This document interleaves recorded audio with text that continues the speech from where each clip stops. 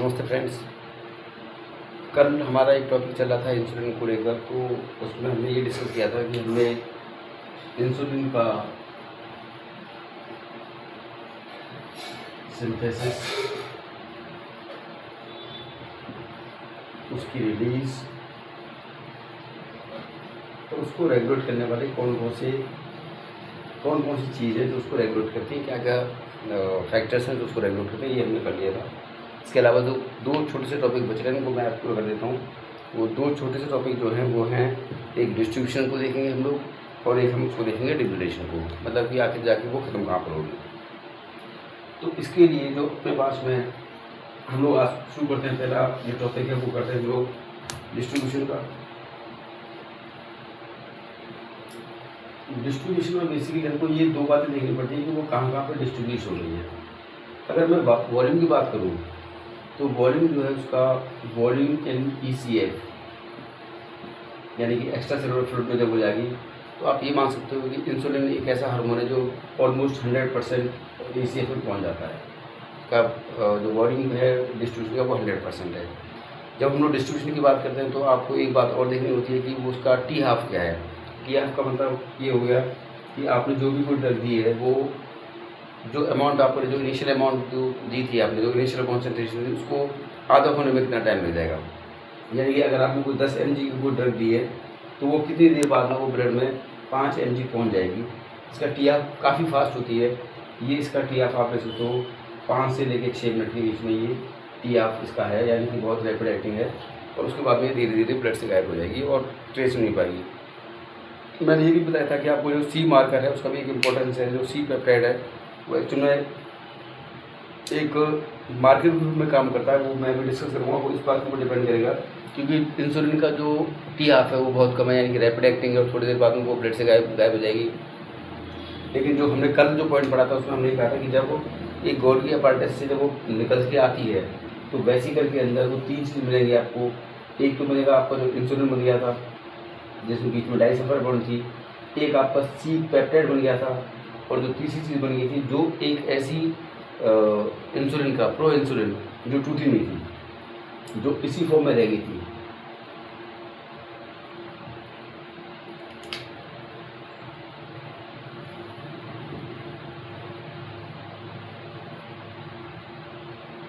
इस फॉर्म में जो रह गई थी, मतलब ये जो है यहाँ से लेकर यहाँ तक है, इसका C पार्ट है, ये इसका B पार्ट था, इसका A पार्ट था। और ये अगर एंडोपेप्टिडेज इस पर काम नहीं कर पाई तो वो उसको तोड़ नहीं पाएगी, और तोड़ नहीं पाएगी तो हमको इंसुलिन नहीं मिलेगा।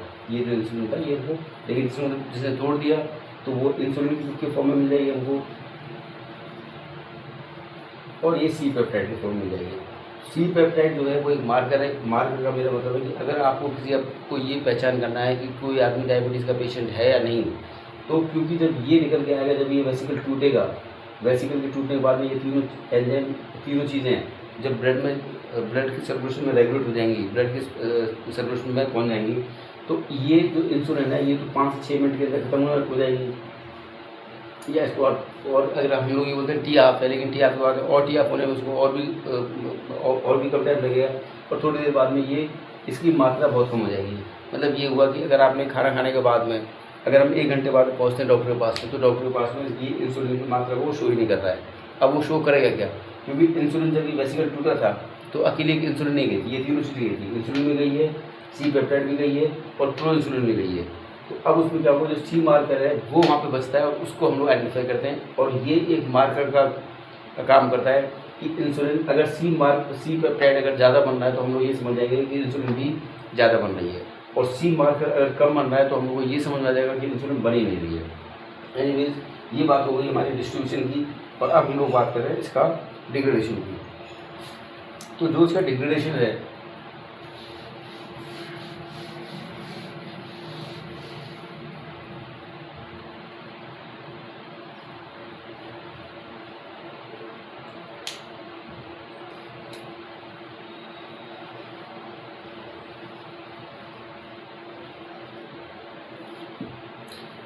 वो मेरी 3 जगह पे होता है। एक है लीवर, फिर है किडनी, और फिर है मसल्स। आपको ये बात पता है कि जो इंसुलिन जो बनी है वो बनी है पैनक्रियाज में, और पैनक्रियास से बनने के बाद वो जाती है स्मॉल इंटेस्टाइन में। स्मॉल इंटेस्टाइन में जाने के बाद उसको फर्स्ट पास मेटाबॉलिज्म से गुजरना होगा, वो पहुंचती है लीवर में। जब वो लीवर में पहुंची है तो लीवर में ही उसका 50% डिग्रेडेशन हो जाता है। 50% बनने के बाद में जो भी पहुंचती है वो किडनी में और मसल में जाके उसका बाकी का जो 50% है वो वहाँ पर डिग्रेड होगी, और इस तरह से इसका होता है डिग्रेडेशन। अब हम लोग एक छोटी सी बात और कर लेते हैं कि जब ये जो इंसुलिन ब्लड में पहुंची है वो इंसुलिन का इफेक्ट क्या क्या होगा।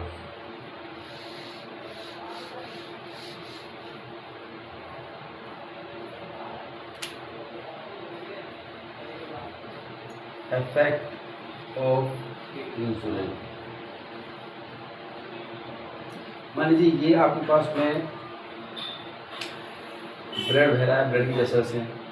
यहाँ पर आपके पास में एक सेल है, इस सेल में इसमें इंसुलिन आ गई, सेल में यहाँ पे रिसेप्टर्स होंगे, और ये जो रिसेप्टर्स हैं ये सभी रिसेप्टर्स एंजाइम लिंक्ड हैं।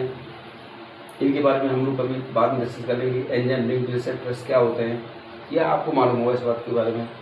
एंजाइम लिंक्ड रिसेप्टर्स ये इंसुलिन जो हार्मोन है वो इनको पहचानेगा, पहचानने के बाद में ये रिसेप्टर के अंदर जाएंगे और रिसेप्टर मूव करते हुए ये यहाँ पर पहुँचेगा, और जो पार्टिकल जो भी साइड है उसको वहाँ पे एक्शन दिखाएगा। मैं यहाँ पे अब इसकी और ज़्यादा फार्माकोलॉजिकल डिटेल में नहीं जाना चाहता हूँ, मैं आपको ये बताने की कोशिश कर रहा हूँ। आपके कोर्स में इतना बहुत ज़्यादा डिटेल में नहीं है। इसके इफेक्ट क्या क्या आएंगे, हम लोग पहली बात करते हैं ग्लूकोनियोजेनेसिस पर।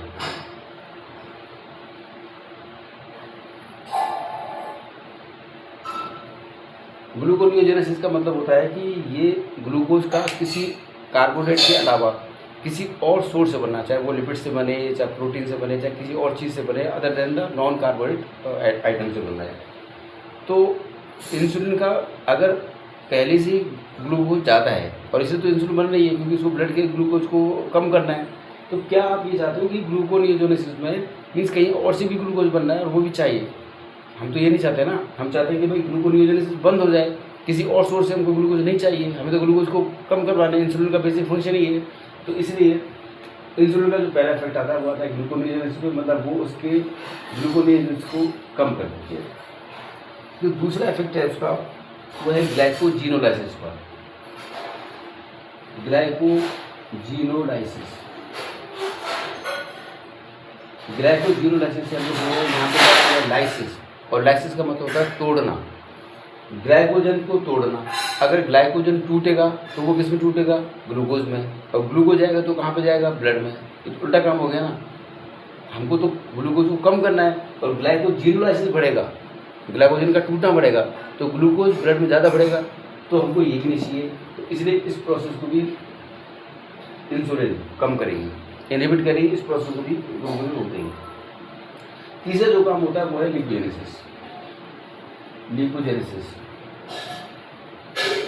लिपोजेनेसिस का मतलब हुआ कि लिपिड का फॉर्मेशन कर रही है, लिपिड का फॉर्मेशन कर रही है तो ब्लड में से जो ग्लूकोज वगैरह है वो सब जाकर उसको बना रहे हैं। मतलब एक आपने नाम सुना होगा, अगर लिपिड टूटेगा तो आपको FFA मिलेगा।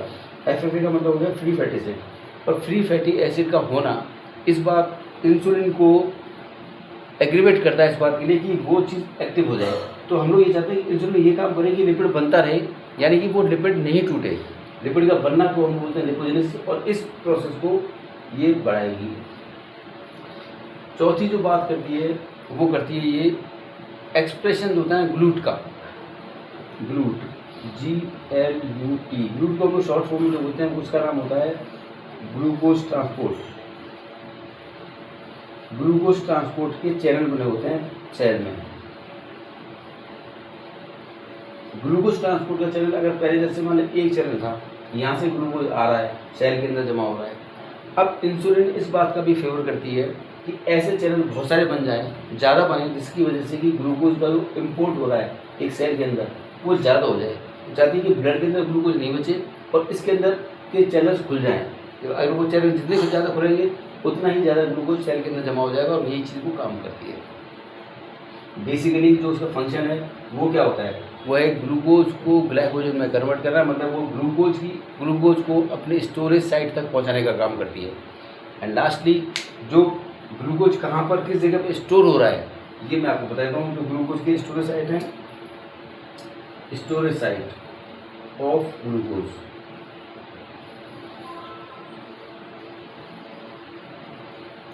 वो बेसिकली 3 जगह पर हैं, लीवर है, मसल्स है और एडिपोज टिश्यू है। ये 3 बेसिक जगह हैं जहाँ पर कि स्टोरेज होता है ग्लूकोज का। और अगर आपको पता है जैसे मसल्स आपकी मोटी होने से अपना ग्लूकोज जमा हो रहा है, एडिपोज टिश्यू के बारे में सब पता हो, जैसे जो चर्बी होती है, अब वो चर्बी तभी तो बढ़ रही है क्योंकि आपका ग्लूकोज बढ़ रहा है। और एक होता है लीवर में, जिसको हम लोग बोलते हैं जैसे फैटी लीवर हो रहा है, उसको मतलब वहाँ पे ग्लूकोज एक्यूमुलेट होता जा रहा है। ये 3 साइट है जहाँ पर कि जो ग्लूकोज को पहुँचना है, और इस काम के लिए हेल्प कौन कर रही है? इंसुलिन कर रही है। यहाँ हमारे पास 3 चीज़ हो गई, कहाँ पर अल्टीमेटली ग्लूकोज जमा हुआ है, ग्लूकोज ने इंसुलिन के इफेक्ट क्या क्या हैं, और जो पहली बात थी उसका इंसुलिन का डिस्ट्रीब्यूशन कैसे होता है, और इंसुलिन का डिग्रेडेशन किस किस तरीके से हुआ है। एक बात और मैं आपको बता देता हूँ, यहाँ पर एक इंटरनल डिग्रेडेशन भी होता है। जब अगर ये रिसेप्टर्स ये बार बार इस पर इंसुलिन जा रही है, बार बार लगती है और ये आपको पहुँचते हैं, ऐसा भी हो जाता है कि ये जो रिसेप्टर है ना ये डिसेंसिटाइज हो जाते हैं।